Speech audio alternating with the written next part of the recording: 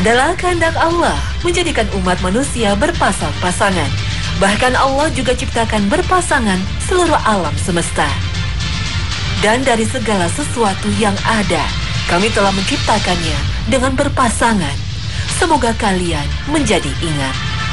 Al-Quran, Surah Az-Zariyat, ayat 49.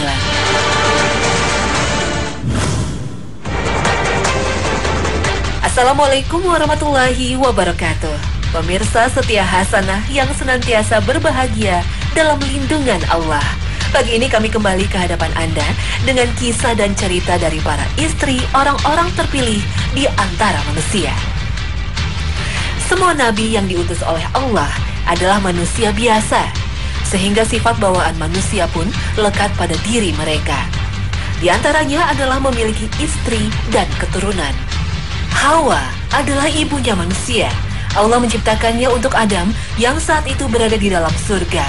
Ketika terbangun dari tidurnya, Adam tiba-tiba mendapati seorang yang berbeda dengan dirinya telah ada di depan pelupuk matanya. Adam pun bertanya, "Kamu siapa?" Makhluk tersebut menjawab, "Aku adalah perempuan." Adam kembali bertanya, "Untuk apa kamu diciptakan?" Perempuan itu menjawab, "Aku diciptakan agar kamu menjadi selalu ada di sisiku." Para malaikat ternyata memperhatikan mereka berdua, dan mereka bertanya kepada Adam, "Siapakah namanya, wahai Adam?" "Dia bernama Hawa." "Mengapa namanya Hawa?" Adam menjawab, "Karena dia diciptakan dari sesuatu yang hidup." Allah menciptakan Hawa agar menemani Adam tinggal di surga. Kesendirian Adam alaihi salam tetaplah bukan kesempurnaan walaupun dia berada di dalam surga. Allah menciptakan Hawa dari bagian sesuatu yang mulia, yaitu tulang rusuknya Adam. Sebab Hawa kelak akan menjadi pasangan Nabi yang mulia, yang mulai tentunya hanya pantas bersanding dengan yang mulia semisalnya. Namun iblis saat itu yang telah tereliminasi dari surga, tak henti-hentinya melakukan makar dengan satu tujuan, agar Adam dan Hawa keluar dari surga. Dan adalah di surga sebuah pohon yang disebut sebagai pohon abadi, Syajaratul Khuldi. Terlarang untuk Adam dan Hawa. Larangan tersebut merupakan larangan keras dari Allah, sehingga jangankan untuk dimakan buahnya, untuk didekati saja Allah melarangnya. "Janganlah kamu berdua mendekati pohon ini. Jika tidak, maka kalian akan menjadi orang yang zalim." Al-Quran, Surah Al-Baqarah, ayat 35. Namun iblis datang dengan rayuan manis. Setan iblis datang menawarkan kekekalan kepada suami istri penghuni surga tersebut.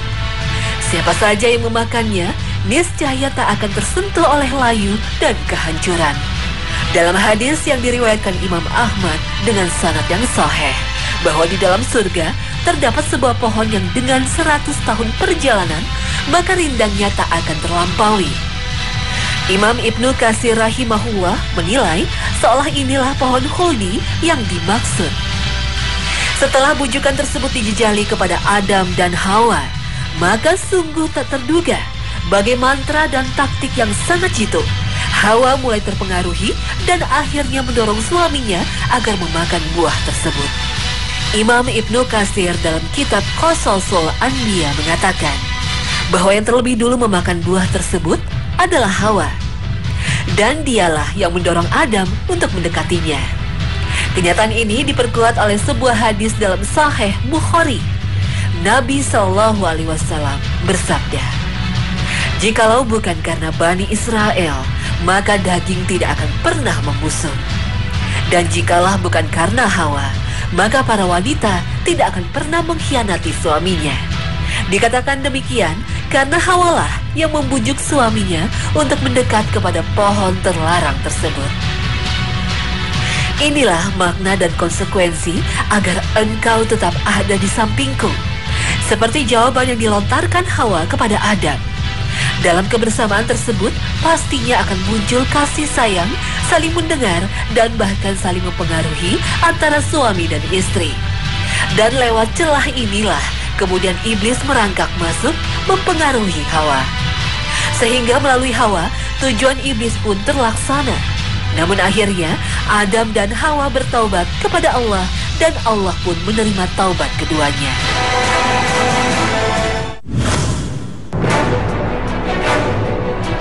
Dengan didampingi seorang istri, Nabi Nuh alaihi salam berdakwah kepada umatnya selama ratusan tahun. Bahkan Allah menjelaskan bahwa Nabi Nuh alaihi salam mendakwahi kaumnya selama 950 tahun. Dan sungguh telah kami utus Nuh kepada kaumnya, dan dia menetap di dalamnya selama 1000 tahun kurang 50 tahun. Al-Quran, Surah Al-Ankabut, ayat 14. Dengan waktu sepanjang itu, tak banyak yang beriman kepadanya. Bahkan kian hari pembangkangan umatnya semakin terlihat. Dakwah tauhid yang beliau siarkan mendapat perlawanan. Namun sungguh malang, di antara orang-orang yang membangkang terhadap dakwahnya justru adalah istrinya sendiri, ibu dari anak-anaknya.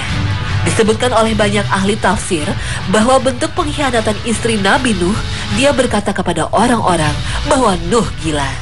Maka termasuklah istri Nuh ke dalam golongan orang-orang ingkar yang tenggelam di tengah topan dan banjir.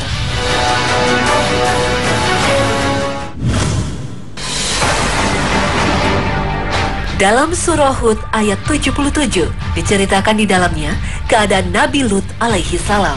Allah berfirman, "Dan tatkala datang utusan-utusan kami, para malaikat itu kepada Lut, dia merasa susah dan merasa sempit dadanya karena kedatangan mereka. Dan dia berkata, ini adalah hari yang amat sulit." Ayat ini menggambarkan kecemasan Nabi Lut alaihi salam terhadap tamu yang akan mengunjunginya. Hari itu ada 3 orang yang tidak lain adalah Jibril, Mikail, dan Israfil. Sudah sampai di depan kota Sadum, mereka hendak menemui Lut sekaligus sebagai penegakan hujah atas kaum Sadum atas perbuatan dosa mereka. Kedua putri Nabi Lut yang bernama Risa dan Zakhrata sore itu tengah mengambil air untuk kebutuhan rumah. Bertemu dengan ketiga pemuda dengan wajah sangat tampan yang merupakan jelmaan dari 3 malaikat. 3 pemuda itu bertanya kepada kedua putri Nabi Lut, "Apakah ada orang di rumahmu?" Kedua putri Nabi Lut akhirnya meminta ketiga orang tamu tersebut agar tetap menunggu di batas kota, sebab mereka hendak melapor terlebih dulu kepada ayahnya. "Ayah, aku bertemu dengan 3 orang lelaki dengan paras yang sangat tampan. Jangan sampai mereka bertiga menjadi korban kaummu." Ketika itu kaum Nabi Lut tengah gila dengan kesukaan mereka menyetubuhi lelaki. Akhirnya Nabi Lut memerintahkan tamunya datang pada malam hari tanpa ada yang mengetahuinya kecuali keluarganya.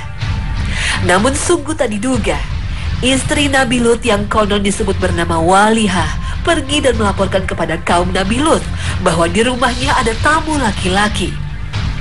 Dia berkata, "Wahai kaum, di rumah Lut ada tamu laki-laki. Aku tidak pernah melihat orang setampan mereka."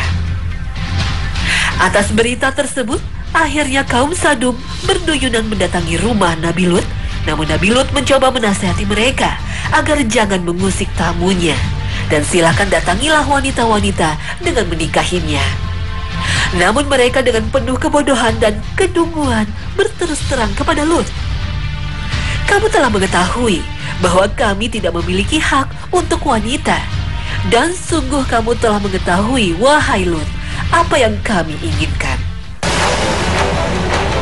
Dalam peristiwa inilah terdapat potret dan jalan yang ditempuh oleh istri Nabi Lut. Tidaklah dia berzina dan selingkuh mengkhianati suaminya, sebab semua istri para nabi tidak ada yang berzina dan selingkuh. Itulah jaminan Allah Azza wa Jalla. Namun sang istri telah mengkhianati perjuangan dakwah kenabian suaminya, sehingga termasuklah dia ke dalam golongan orang-orang yang masuk ke dalam api neraka. Tentang pengkhianatan istri Nabi Nuh dan Lut alaihi salam, Allah abadikan dalam Al-Quran Surah At-Tahrim ayat 10. Allah membuat perumpamaan istri Nabi Nuh dan istri Nabi Lut sebagai perumpamaan bagi orang-orang kafir. Keduanya berada di bawah pengawasan 2 orang hamba yang soleh di antara hamba-hamba kami. Lalu kedua istri itu berkhianat kepada kedua suaminya. Maka kedua suaminya itu tiada dapat membantu mereka sedikit pun dari siksa Allah. Dan dikatakan kepada keduanya, masuklah ke neraka bersama orang-orang yang masuk neraka. Menjelang azab itu akan ditempahkan kepada kaum Sadum, malam itu juga sebelum subuh tiba, Lut beserta keluarganya diperintahkan segera keluar dari kota tersebut. Dan atas perintah Allah, Lut bersama keluarganya termasuk istrinya malam itu berjalan meninggalkan kota. Tanpa sedikit pun mereka tidak menoleh kembali ke arah kota yang tengah mereka tinggalkan, kecuali istrinya. Saat mendengar gemuruh menghantam kota dan terdengar teriakan yang menyayat, istri Nabi Lut menoleh dan berseru, "Wahai kaumku, alangkah malangnya. Dia telah melanggar larangan Robnya agar jangan menoleh dan kembali ke kota. Maka akhirnya dia pun ikut serta tertimpa azab." Cuplikan ini disebutkan dalam Al-Quran, Surah Hud, ayat 81. Para utusan malaikat berkata, "Hai Lut, sesungguhnya kami adalah utusan-utusan Tuhanmu. Sekali-kali mereka tidak akan dapat mengganggu kamu. Sebab itu pergilah dengan membawa keluarga dan pengikut-pengikut kamu di akhir malam, dan janganlah ada seorang pun di antara yang menoleh ke belakang, kecuali istrimu. Sesungguhnya dia akan ditimpa azab yang menimpa mereka, karena sesungguhnya saat jatuh azab kepada mereka ialah di waktu subuh. Bukankah subuh itu dekat?"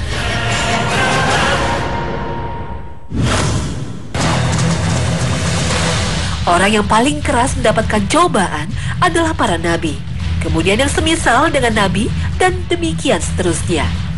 Seseorang akan diberikan bencana dan malapetaka sesuai dengan ukuran beragamanya. Apabila cara beragama seseorang benar dan baik, maka niscaya akan ditambah ujian itu kepadanya. Adalah Nabi Ayub alaihi salam, sosok nabi yang menuai ujian yang sangat berat. Disebutkan oleh Ibnu Asakir dalam tarikhnya bahwa Ayub memiliki harta yang melimpah ruah, tanah yang luas, ternak yang banyak, memiliki banyak budak, dan keturunan yang baik. Sekonyong-konyongnya semua kekayaan yang dimiliki, Allah cabut dari sisinya. Kita tidak bisa membayangkan bagaimana getirnya terjatuh dari satu keadaan yang baik, lalu secara tiba-tiba semuanya sirna dan pergi. Dan tidak hanya itu saja, ternyata Nabi Ayub alaihi salam tertimpa oleh banyak penyakit, sehingga dikisahkan bahwa tidak ada yang tersisa dari tubuhnya dari penyakit, kecuali hati dan lisannya, yang keduanya digunakannya selalu untuk berzikir kepada Allah. Keadaan mengerikan ini dihadapi oleh Ayub dengan tabah dan penuh kesabaran. Puncak dari ujian yang mendera Nabi Ayub, beliau dijauhi oleh keluarga dan masyarakatnya. Dan ini berujung kepada diusirnya Ayub alaihi salam dari lingkungannya. Namun Allah maha bijaksana dan maha mengetahui. Dalam penderitaan tersebut, ternyata masih ada yang tersisa yang dimiliki oleh Ayub, yaitu istrinya. Istri Nabi Ayub alaihi salam masih setia dan selalu ada mendampingi Ayub. Beliau ada dalam setiap detik derita yang mendera Ayub. Istrinya lah yang mendampingi Ayub ketika semua hartanya hancur. Istrinya lah yang mendampingi Ayub saat semua keluarga dan orang-orang menjauhinya. Istrinya lah yang menemani Ayub saat belas kasih orang-orang tak lagi ada untuknya. Istrinya tak pernah jenuh merawat Ayub alaihi salam. Hak-hak Ayub selalu dipenuhinya. Dia mempersembahkan ihsan yang tak ternilai kepada Ayub. Untuk melanjutkan pengabdiannya, sang istri bekerja mencari upah sebagai pembantu dengan orang lain. Namun pekerjaan tersebut tak lama dia jalani, sebab orang-orang tak mau lagi menerimanya sebagai pembantu setelah mereka mengetahui kalau dirinya adalah istri Nabi Ayub. Akhirnya demi mencukupi kebutuhan suaminya, dia menukar rambutnya kepada sebagian wanita bangsawan di kota itu dengan makanan yang baik dan bergizi. Makanan itu pun dibawanya untuk Nabi Ayub, dan Nabi Ayub dengan nada tidak percaya dan sedikit mengingkari berkata, "Dari manakah kamu mendapatkan ini?" Istrinya menjawab, "Aku mendapatkannya dengan membantu orang-orang." Keesokan harinya istri Nabi Ayub masih belum juga mendapatkan pekerjaan. Maka akhirnya untuk yang kedua kalinya, dia kembali menukar rambutnya yang masih tersisa dengan makanan yang baik dan bermutu. Sesampainya di rumah pada hari itu membawa makanan untuk suaminya, Ayub bertanya sembari mengingkari, "Dari manakah kamu mendapatkan makanan ini?" Dan Ayub menolak untuk memakannya sampai istrinya mau berterus terang tentang asal-usul makanan mewah tersebut. Dan dia bersumpah agar memukulnya 100 cambukan. Tanpa bertutur kata untuk menjawab suaminya, istri Nabi Ayub membuka jilbab yang menutupi kepalanya. Seketika itu juga Nabi Ayub menjadi sedih. Dia melihat kepala istrinya telah menjadi botak. Saat itulah kemudian Ayub berdoa kepada Allah, seperti yang disebutkan dalam Al-Quran. Artinya, "Ya Rabbi, sesungguhnya penderitaan telah menyentuhku, dan Engkau adalah zat yang paling menyayangi di antara para penyayang." Doa para nabi adalah doa yang mustajab. Allah pun mengabulkan doa Ayub tersebut secara berangsur penyakitnya mulai sembuh, dan Nabi Ayub menjadi sehat sempurna kembali. Dan beliau teringat dengan sumpahnya yang lalu akan memukul istrinya dengan 100 kali pukulan. Sumpah tetaplah sumpah, pantang dan haram atas Nabi Ayub untuk tidak melaksanakan sumpahnya. Namun di sisi lain tentunya suami manakah yang akan tega memukul istri yang telah mengorbankan segalanya untuk merawat dirinya? Dalam dilema tersebut, akhirnya Allah memerintahkan Ayub agar mengambil 100 rumput sebagai alat untuk memukul istrinya. Hal ini disebutkan dalam Al-Quran Surah Syad ayat 44. Artinya, وَخُذْ بِيَدِكَ ضِغْثًا فَاضْرِبْ بِهِ وَلَا تَحْنَثْ إِنَّا وَجَدْنَاهُ صَابِرًا نِعْمَ الْعَبْدُ إِنَّهُ أَوَّابٌ. Dan ambillah dengan tanganmu seikat rumput, maka pukullah dengan itu, dan janganlah kamu melanggar sumpah. Sesungguhnya kami dapati dia, Ayub, seorang yang sabar. Dialah sebaik-baik hamba. Sesungguhnya dia amat taat kepada Robnya. 100 helai rumput itu kemudian dipukulkan ke istrinya hanya sekali saja. Dan artinya seolah Nabi Ayub telah melaksanakan sumpahnya dengan sempurna. Semua itu adalah bentuk jalan keluar bagi orang yang bertakwa dan taat. Terlebih istrinya adalah seorang yang sangat sabar, jujur, beriman, dan adalah istri penyejuk hati.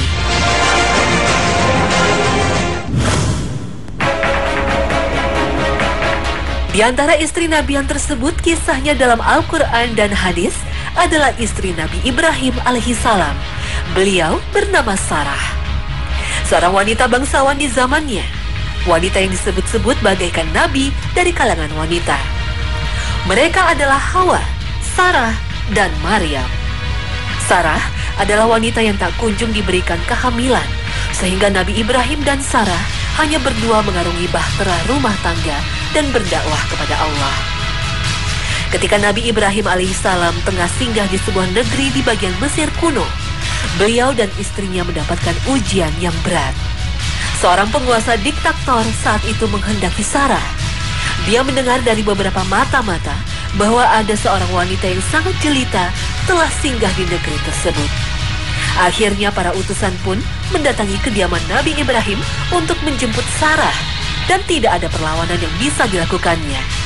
Nabi Ibrahim hanya terus berdoa dan sholat mendekatkan diri kepada Allah. Sebelum Sarah dibawa, Nabi Ibrahim berpesan kepadanya, "Jika penguasa ini nanti bertanya tentang dirimu dan diriku, maka jawablah bahwa kamu adalah saudara perempuanku." Dalam peristiwa inilah kemudian Nabi Ibrahim alaihissalam disebut pernah berdusta demi menjaga kehormatan keluarganya. Setelah tiba di hadapan raja dan raja hendak menyentuhnya, Sarah meminta diberi waktu untuk mendirikan sholat. Dalam sholatnya, Sarah berdoa, "Ya Allah, sungguh Engkau telah mengetahui bahwa aku beriman kepadamu dan Rasul-Mu, dan aku telah menjaga kesucianku kecuali untuk suamiku. Jika demikian, maka janganlah biarkan orang kafir menyentuhku." Secara mendadak, raja tersebut menjadi kaku dan seolah tak melihat. Setelah kali ketiga si raja tersebut berusaha mendatangkan Sarah dan hendak menjamahnya, namun usahanya tak berubah apa-apa, selain hanya kerugian. Setiap kali hendak mendekati Sarah, dia merasa kaku dan seolah tak melihat. Akhirnya, si raja tersebut memerintahkan agar Sarah dibawa kembali ke Ibrahim. Dengan rasa telah bebas dan lega, si raja berkata, "Tidaklah yang kalian bawa kepadaku kecuali setan. Semua itu adalah perlindungan Allah atas Sarah dan Nabi Ibrahim. Sesungguhnya Allah adalah pelindung bagi orang-orang yang meminta tolong kepadanya dengan sabar dan sholat." Sarah adalah istri pertama Nabi Ibrahim alaihissalam. Namun karena telah lama tak memiliki anak, akhirnya Sarah mengabulkan suaminya untuk menikah dengan Hajar. Tak lama setelah pernikahan tersebut, Hajar pun mengandung. Bayi yang dikandungnya tersebut kelak adalah Nabi Ismail. Melihat Hajar hamil, kecemburuan pun memenuhi perasaan Sarah. Sarah meminta kepada Ibrahim agar tidak lagi memperlihatkan Hajar di mukanya. Sarah tak mau melihat Hajar lagi. Bahkan disebutkan oleh Ibnu Katsir dalam Qasasul Anbiya bahwa Sarah bersumpah agar memotong badan Hajar menjadi 3 bagian. Sebagai suami yang bijak dan penyayang, Nabi Ibrahim menunjukkan kepada Sarah cara melaksanakan sumpahnya, sehingga Sarah tidak termasuk sebagai orang yang tak memenuhi sumpah. Sarah diperintahkan agar melubangi kedua telinga Hajar dan memotong sedikit bagian dari kemaluan Hajar. Sehingga dengan itu, Sarah telah melaksanakan sumpahnya. Sehingga jadilah Hajar adalah wanita yang paling pertama bertindik telinga dan bersunat. Wallahu a'lam. Setelah Hajar melahirkan, di saat itu pula ternyata Sarah pun mengandung dan kelak bayi itu adalah Nabi Ishak. Dan Nabi Ibrahim kemudian membawa Hajar menjauh dari Sarah, menuju ke satu lembah nan tandus yang kini menjelma menjadi kota yang megah dan diberkahi, Mekah Al-Mukarramah. Hajar bertanya kepada Ibrahim, "Kemanakah engkau akan meninggalkan kami berdua di tempat seperti ini? Apakah Allah yang telah memerintahkanmu seperti ini?" Nabi Ibrahim pun menjawab, "Iya benar, Allah yang memerintahkanku." Hajar dengan mantap menjawab, "Jika demikian, maka Allah tidak akan menyia-nyiakan kami." Cuplikan kisah ini kemudian diabadikan Allah dalam Al-Quran, Surah Ibrahim ayat 37. ربنا إني أسكنت من ذريتي بواد غير ذي زرع. Ya Rabbi, sesungguhnya aku tempatkan keluargaku di sebuah lembah yang tak memiliki pertanian. Juga dalam hadis-hadis yang sahih. Pemirsa, dari kedua wanita agung inilah kemudian lahir dari mereka generasi terbaik manusia, yakni para nabi yang mendakwah dan mengajarkan manusia kepada iman dan keselamatan.